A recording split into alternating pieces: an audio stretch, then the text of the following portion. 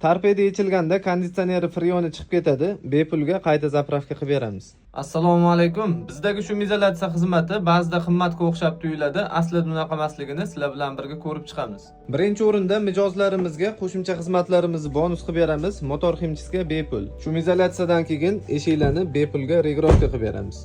Umumiy ish jarayonlari yakunlangandan keyin mijozga mashinani moyka qilingan holatda topshiramiz. Biz oldi panelni to'liqligicha yechib olib, 3 mm vibrizolyatsiya va 4 mm bilekton yopishtiramiz. 4 qavatli jarayonni birinchi qavati vibrizolyatsiya, ikkinchi qavati mana termoizolyatsiya, uchinchi qavati yana vibrizolyatsiya, to'rtinchi qavati maxsus bayka yopishtiriladi.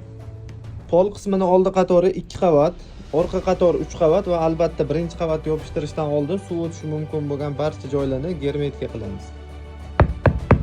Patolog umumiy hisobda 3 qavat bo'ladi. Birinchi qavat vibrizolyatsiya, ikkinchi qavat termoizolyatsiya, uchinchi qavat maxsus bayka bo'ladi.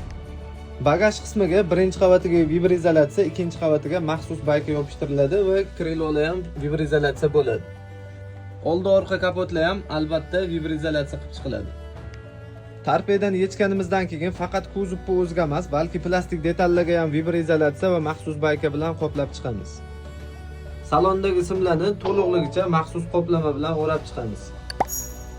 Va eng asosiysi ishimizga kafolat beramiz.